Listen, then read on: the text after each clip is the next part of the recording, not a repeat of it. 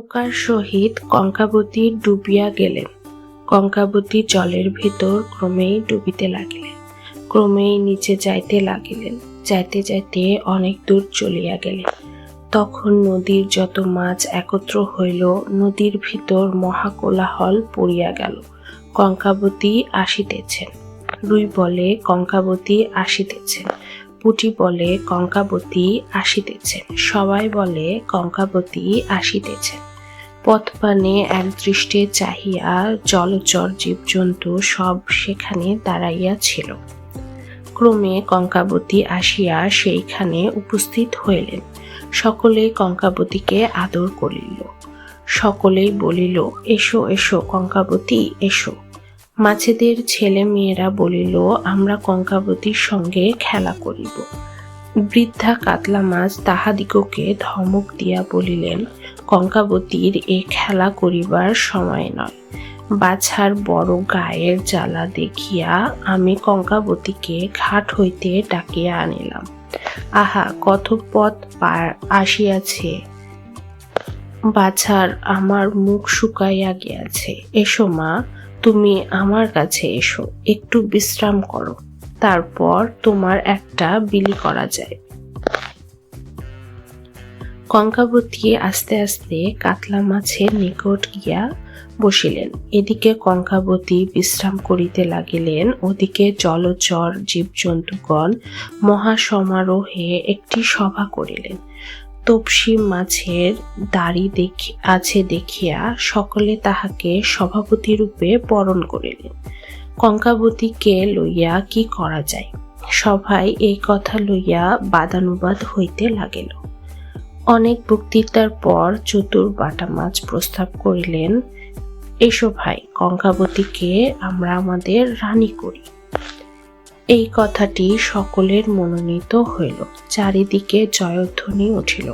জলের ভেতর পথে ঘাটে ট্যাটরা পড়িল যে কঙ্কাবতী মাছেদের রানী হইবেন। মাছেদের আর আনন্দের পরিসীমা নাই। সকলেই বলাবলি করিতে লাগিল যে, ভাই, কঙ্কাবতী আমাদের রানী হইলে আর আমাদের কোনো ভাবনা থাকিবে না। বড়শি দিয়া আমাদিগকে কেহ গাঁথিলে হাত দিয়া কঙ্কাবতী সুতাটি ছিঁড়িয়া দিবেন। জেলেরা জাল ফেলিলে ছুরি দিয়া কঙ্কাবতী জালটি কাটিয়া দিবেন। কঙ্কাবতী রানী হইলে আর আমাদের কোনো ভয় থাকিবে না। এসো, এখন সকলে কঙ্কাবতীর কাছে যাই, আর কঙ্কাবতীকে গিয়া বলি যে, কঙ্কাবতী, তোমাকে আমাদের রানী হইতে হইবে। এইরূপ পরামর্শ করিয়া মাছেরা কঙ্কাবতীর কাছে যাইল, আর সকলে বলিল, কঙ্কাবতী, তোমাকে আমাদের রানী হইতে হইবে। কঙ্কাবতী বলিলেন, এখন আমি তোমাদের রানী হইতে পারিব না। আমার শরীরে সুখ নাই, আমার মনেও বড় অসুখ, তাই এখন আমি তোমাদের রানী হইতে পারিব না। এই কথা শুনিয়া বৃদ্ধা কাতলানি মৎস্যদিগকে জিজ্ঞাসা করিলেন, তোমরা সভা তো করিলে, বক্তৃতা তো অনেক করিলে, বিধিমতো কঙ্কাবতীকে ভোট দিয়াছ?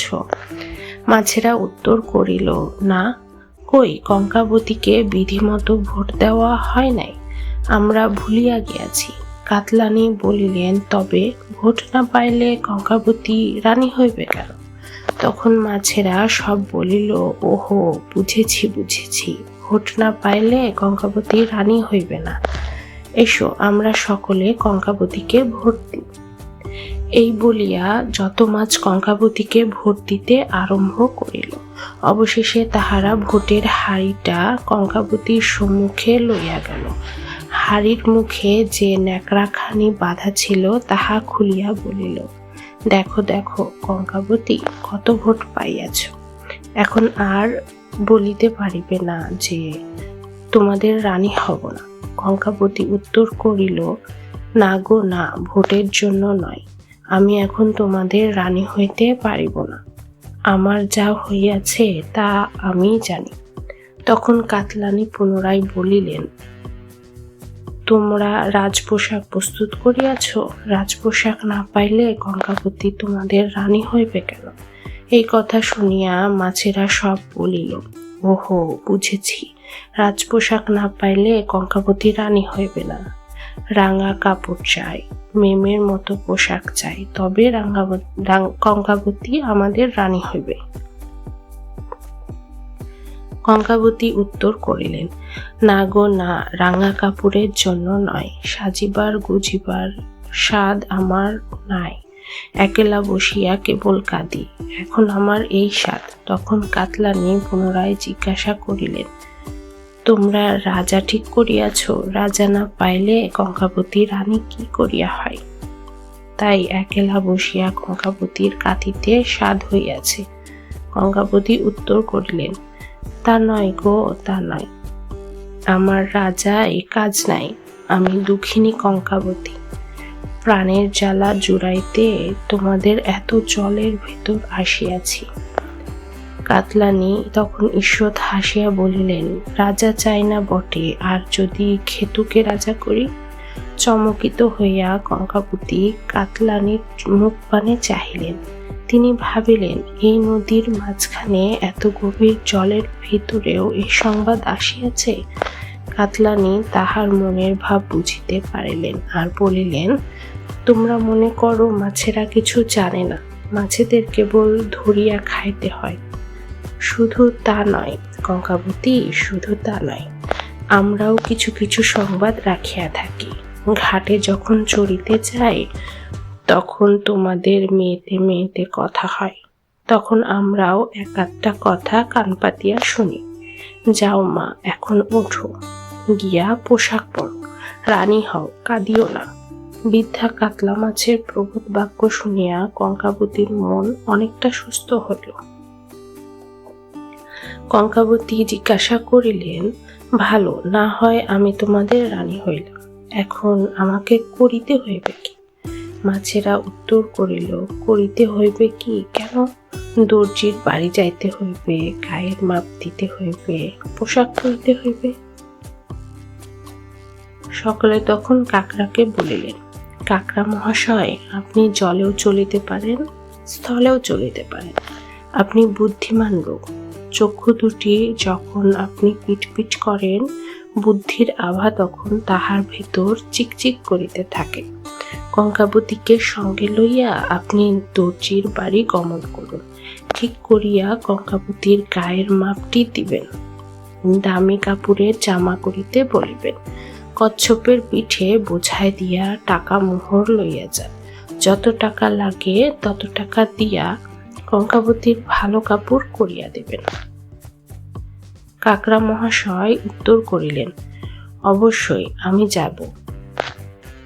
কঙ্কাবতীর ভালো কাপড় হয়, ইহাতে কার না আহ্লাদ। আমাদের রানীকে ভালো করিয়া না সাজাইলে গুচাইলে আমাদেরই অখ্যাতি। তোমরা কচ্ছপের পিঠে টাকা মোহর বোঝাই দাও, আমি ততক্ষণ ঘর হইতে পোশাকি কাপড় পরিয়া আসি, আর মাথার মাঝে সিঁথি কাটিয়া আমার চুলগুলি বেশ ভালো করিয়া ফিরাইয়া আসি। কচ্ছপের পিঠে টাকা মোহর বোঝাই দেওয়া হইল। ততক্ষণ কাকড়া মহাশয় ভালো কাপড় পরিয়া মাথা আঁচড়াইয়া ফিটফাট হইয়া আসিয়া উপস্থিত হইলেন। কঙ্কাবতী করেন কি, সকলের অনুরোধে তাহাদের সঙ্গে চলিলেন। কাকড়া মহাশয় আগে, কঙ্কাবতী মাঝখানে, কচ্ছপ পশ্চাতে। এই রূপে তিনজনে যাইতে লাগিলেন। প্রথমে অনেক দূর জলপথে যাইলেন, তাহার পর অনেক দূর স্থলপথে যাইলেন। পাহাড় পর্বত বন জঙ্গল অতিক্রম করিয়া অবশেষে বুড়ো দর্জির বাড়িতে গিয়া উপস্থিত হইলেন। বুড়ো দর্জি চশমা নাকে দিয়া কাঁচি হাতে করিয়া কাপড় সেলাই করিতেছিলেন। দূর পাহাড় পানে চাহিয়া দেখিলেন যে তিনজন কাহারা আসিতেছে। মনে মনে ভাবিলেন, ও কারা আসে, নিকটে আসিলে চিনিতে পারিলেন। তখন বুড়ো দর্জি বলিলেন, কে ও কাকড়া ভায়া? কাকড়া মহাশয় উত্তর করিলেন, হ্যাঁ দাদা, কেমন, ভালো আছো তো? দর্জি বলিলেন, আর ভালো? আমাদের আর ভালো থাকা না থাকা এখন গেলেই হয়। তোমরা শৌখিন পুরুষ, তোমাদের কথা স্বতন্ত্র, এখন কি মনে করিয়া আসিয়াছ বলো দেখি। কাকড়া উত্তর করিলেন, এই কঙ্কাবতীকে আমরা আমাদের রানী করিয়াছি, কঙ্কাবতীর জন্য ভালো জামা চাই, তাই তোমার নিকট আসিয়াছি। দর্জি বলিলেন, বটে, তা আমার নিকট উত্তম উত্তম জামা আছে, ভালো পাটনায় খেরোর জামা আছে, টকটকে লাল খেরো, রং উঠিতে জানে না, ছিঁড়িতে জানে না, আগাগোড়া আমি বকেয়া দিয়া সেলাই করিয়াছি। তোমাদের রানী কঙ্কাবতী যদি শিমুল তোলা হয় তো পরাও, অতি উত্তম দেখাইবে, দামের জন্য আটকাইবে না। এখন টিপিয়া দেখো দেখি কঙ্কাবতী শিমুল তোলা কিনা। দ্বারা দিয়া কাকড়া মহাশয় কঙ্কাবতীর গা টিপিয়া টিপিয়া দেখিলেন। তাহার পর দর্জির পানে চাহিয়া বলিলেন, কই না, সে রূপ নরম তো নয়। দর্জি বলিলেন, তাই তো, আচ্ছা ফু দিয়া দেখো দেখি। কাকড়া মহাশয় কঙ্কাবতীর গায়ে ফু দিয়া দেখিলেন। তাহার পর দর্জির পানে চাহিয়া পুনরায় বলিলেন, কই না, উড়িয়া তো গেল না। দর্জি বলিলেন, তাই তো, আচ্ছা দেখো দেখি, যদি ছোবড়া হয়, ছোবড়া হইলেও কাজ চলিবে। কঙ্কাবতী বলিলেন, খেরোর খোল পরাইয়া তোমরা আমাকে বালিশ করিবে নাকি? এই সকলে মিলিয়া আমাকে রানী করিলে, তবে আবার বালিশ করিবার পরামর্শ করিতেছ কেন? দর্জি উত্তর করিলেন, ইস, মেয়ের যে আম্ভা বাড়ি, বালিশ হবে না তো কি তাকিয়া হইতে চাও নাকি? দর্জির এই রূপ নিষ্ঠুর বচনে কঙ্কাবতীর মনে বড় কষ্ট হইল। কঙ্কাবতী কাঁদিতে লাগিলেন। কাকড়া মহাশয় বলিলেন, তুমি ছেলে মানুষ, আমাদের কথায় কথা কও কেন বলো দেখি। যা তোমার পক্ষে ভালো তাই আমরা করিতেছি, চুপ করিয়া দেখো, চুপ করো, কাঁদিতে নাই। এই রূপ সান্ত্বনা বাক্য বলিয়া কাকড়া মহাশয় আপনার বড় তাড়া দিয়া কঙ্কাবতীর মুখ মুছাইয়া দিলেন। তাহাতে কঙ্কাবতীর মুখ ছড়িয়া গেল। কঙ্কাবতীর কান্না থামিলে পুনরায় কাকড়া মহাশয় ভালো করিয়া কঙ্কাবতীর গা টিপিয়া টিপিয়া দেখিলেন ও দেখিয়া দর্জিকে বলিলেন, না, এ ছোবড়াও নাই। বুড়ো দর্জি বলিলেন, তাই তো, তবে এর গায়ের জামা আমার কাছে নাই। এর জামা আমি কাটিতেও জানি না, সেলাও করিতেও জানি না। যদি তুমি শিমুল তোলা হইতে, অভাব পক্ষে ছোবড়াও হইতে, তাহা হইলে কেমন জামা পরাইয়া দিতাম, তা তোমার কপালে নাই, আমি কি করিব? কাকড়া মহাশয় জিজ্ঞাসা করিলেন, তবে এখনো পাই, ভালো জামা কোথায় পাই?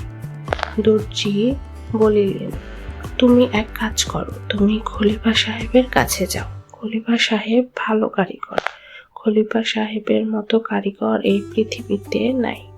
তাহার কাছে নানাবিধ কাপড় আছে, সে কাপড় পরিলে খাদারও নাক হয়। এই কথায় কাকড়া মহাশয়ের রাগ হইল। তিনি বলিলেন, তুমি কি আমাকে ঠাট্টা করিতেছ নাকি? তোমার না হয় নাকটি একটু বড়, আমার না হয় নাকটি ছোট, তাতে আবার অত ঠাট্টা কিসের? বুড়ো দর্জি উত্তর করিলেন, না না, তা কি কখনো হয়? তোমাকে আমি কি ঠাট্টা করিতে পারি? কেন, তোমার নাকটি মন্দ কি, কেবল দেখিতে পাওয়া যায় না, এই দুঃখের বিষয়। বুড়ো দর্জির এইরূপ বচনে কাকড়া মহাশয়ের রাগ পড়িল। সন্তোষ লাভ করিয়া উত্তর করিলেন, তা বটে, তা বটে, আমার নাকটি ভালো, তবে দোষের মধ্যে এই যে দেখিতে পাওয়া যায় না, কোথায় আছে আমি নিজেই খুঁজিয়া পাই না। যদি দেখিতে পাওয়া যাইত, তাহা হইলে আমার নাক দেখিয়া সকলেই প্রশংসা করিত, সকলেই বলিত, আহা, কাকড়ার কি নাক, যেন বাঁশির মতো। আর যারা ছড়া বাঁধে তারা লিখিত, তিল ফুল যিনি নাসা, কিংবা সুখচঞ্চু মতো নাসা, যা বলো যা কও, আমার অতি সুন্দর নাক। কঙ্কাবতী ভাবিলেন, ব্যাপারখানা কি? আমি দেখিতেছি সব পাগলের হাতে পড়িয়াছি। এ কাকড়াটা তো বদ্ধ পাগল, এরে পাগলাগারদে রাখা উচিত। ফুটিয়া কিন্তু কঙ্কাবতী কিছু বলিলেন না। সকলে পুনরায় সেখান হইতে চলিলেন। আগে কাকড়া মহাশয়, তাহার পর কঙ্কাবতী, শেষে কচ্ছপ। এইরূপে তিনজনে যাইতে লাগিলেন। যাইতে যাইতে অনেক দূর গিয়া অবশেষে খলিফা সাহেবের ঘরে উপস্থিত হইলেন। খলিফা তখন অন্দর মহলে ছিলেন। কাকড়া মহাশয় বাহির হইতে ডাকিলেন, খলিফা সাহেব, খলিফা সাহেব। ভেতর হইতে খলিফা উত্তর দিলেন, কে হে, কে ডাকাডাকি করে? কাকড়া মহাশয় উত্তর করিলেন, আমি কাকড়া চন্দ্র, একবার বাহিরে আসুন, বিশেষ কাজ আছে। খলিফা সাহেব বলিলেন, আসুন আসুন কাকড়া বাবু, আসুন। আর এই যে কচ্ছপ বাবুকেও দেখিতেছি। কচ্ছপ বাবু, আপনি এই টুলটিতে বসুন, আর কাকড়া বাবু, আপনি ওই চেয়ারখানি নিন। এ মেয়েটিকে বসিতে দিই কোথায়? দিব্য মেয়েটি। কাকড়া বাবু, এই কন্যাটি কি আপনার? কাকড়াচন্দ্র উত্তর করিলেন, না, এই কন্যাটি আমার নয়, আমি বিবাহ করি নাই, ওর জন্যই এখানে আসিয়াছি। এর জন্য অতি উত্তম রাজপরিচ্ছদ প্রস্তুত করিয়া দিতে হইবে। খলিফা উত্তর করিলেন, রাজপরিচ্ছদ প্রস্তুত করিতে পারি। আমার কাছে রেশম আছে, পশম আছে, শার্টিন আছে, মাই বাড়ানো নসি কিংখাপ পর্যন্ত আছে। কিন্তু রাজপোশাক তো আর অমনি হয় না, তাতে হীরা বসাইতে হইবে, মতি বসাইতে হইবে, জড়ি, লেস প্রভৃতি ভালো ভালো দ্রব্য লাগাইতে হইবে। অনেক টাকা খরচ হইবে। টাকা দিতে পারিবেন তো? কাকড়াচন্দ্র হাসিয়া বলিলেন, আমাদের টাকার অভাব কি? যত নৌকা জাহাজ ডুবি হয়, তাহাতে যে টাকা থাকে, সেসব কোথায় যায়? সে সকল আমাদের প্রাপ্য। এক্ষণে আপনার কত টাকা চাই তা বলুন। খলিফা উত্তর করিলেন, যদি 2 তোলা টাকা দিতে পারেন, তাহা হইলে উত্তম রাজপোশাক প্রস্তুত করিয়া দিতে পারি। কাকড়া তৎক্ষণাৎ কচ্ছপের পিঠ হইতে লইয়া 2 তোলা মোহর খলিফার মুখ সম্মুখে ফেলিয়া দিলেন। খলিফা অনেক রাজার পোশাক, অনেক বাবুর পোশাক, অনেক বরের পোশাক প্রস্তুত করিয়াছিলেন, কিন্তু একেবারে 2 তোলা মোহর কেহ কখনো তাহাকে দেয় নাই। মোহর দেখিয়া কঙ্কাবতী ব্যাকুল হইয়া বলিলেন, ওগো, তোমরা এ টাকাগুলি আমাকে দাও না, আমি বাড়ি লইয়া যাই। আমার বাবা বড় টাকা ভালোবাসেন, এত টাকা পাইলে বাবা কত আহ্লাদ করিবেন। এই ময়লা কাপড় পরিয়াই আমি না হয় তোমাদের রানী হইব। ভালো কাপড়ে আমার কাজ নাই। তোমাদের পায়ে পড়ি, এই টাকাগুলি আমাকে দাও, আমি বাবাকে গিয়া দিই। কাকড়া কঙ্কাবতীকে বকিয়া উঠিলেন। কাকড়া বলিলেন, তুমি তো বড় অবাধ্য মেয়ে দেখিতেছি। একবার তোমাকে মানা করিয়াছি যে তুমি ছেলে মানুষ, আমাদের কথায় কথা কহিও না। চুপ করিয়া দেখো আমরা কি করি। কি করিবেন? কঙ্কাবতী চুপ করিয়া রহিলেন।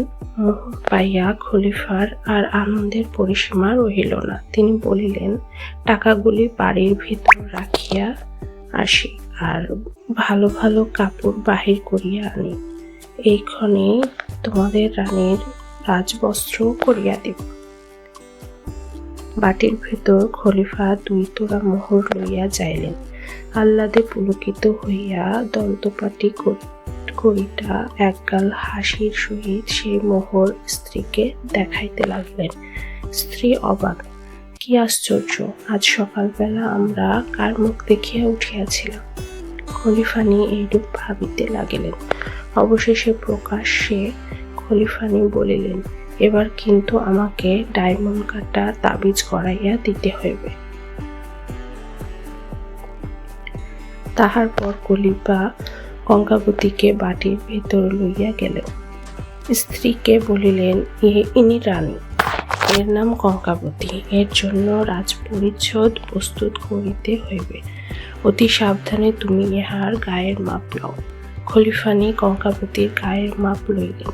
অনেক লোক নিযুক্ত করিয়া অতি সত্বর খলিফা রাজবস্ত্র প্রস্তুত করিয়া ফেলিলেন।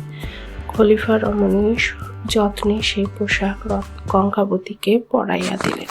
রাজপরিচ্ছদ পরিধান করিয়া কঙ্কাবতীর রূপ ফাটিয়া পড়িতে লাগিল। খলিফা রমণী বলিলেন, আহা, মরি কি রূপ! খলিফা বলিলেন, মরি কি রূপ! সকলেই বলিলেন, মরি কি রূপ! রাজপরিচ্ছদ পরা হইলে কাকড়া ও কচ্ছপ কঙ্কাবতীকে লইয়া পুনরায় গৃহাভিমুখে চলিলেন। অনেক স্থল অনেক জল অতিক্রম করিয়া তিনজনে পুনরায় নদীর অভ্যন্তরে প্রবেশ করিলেন। সেখানে উপস্থিত হইলে কঙ্কাবতীর মনোহর রূপ মনোহর পরিচ্ছদ দেখিয়া সকলেই চমৎকৃত হইল। সকলেই ধন্য ধন্য করিতে লাগিল। সকলেই বলিল, আমাদের পরম সৌভাগ্য যে আমরা কঙ্কাবতী হেন রানী পাইলাম। এক্ষণে একটি মহাভাবনার বিষয় উপস্থিত হইল। জলচর জীবগণের এখন এই ভাবনা হইল যে রানী থাকেন কোথায়, যে সে রানী নয়, কঙ্কাবতী রানী। যে রূপ জগৎ শুভসিনী মোহনী কঙ্কাবতী রানী, সেই রূপ সুসজ্জিত, অলঙ্কৃত, মনোমোহিত অট্টালিকা চাই। অনেক ভাবিয়া চিন্তিয়া অবশেষে সকলে স্থির করিলেন যে রানী কঙ্কাবতী নিমিত্ত মতিমহলই উপযুক্ত স্থান। যাহাকে মতি বলে তাহাকেই মুক্তা বলে। মুক্তার যথায় উৎপত্তি, মুক্তার যথায় স্থিতি, সেই স্থানকে মতিমহল বলে। রুই প্রভৃতি মৎস্যগণ জোড়হাত করিয়া কঙ্কাবতীকে বলিলেন, মহারানী, মতিমহল আপনার বাসের উপযুক্ত স্থান। আপনি ওই মতিমহলে গিয়া বাস করুন। এই রূপে সসম্ভ্রমে সম্ভাষণ করিয়া মাছেরা কঙ্কাবতীকে একটি ঝিনুক দেখাইয়া দিল। ঝিনুকের ভিতর মুক্তা হয় বলিয়া ঝিনুকের নাম মতিমহল।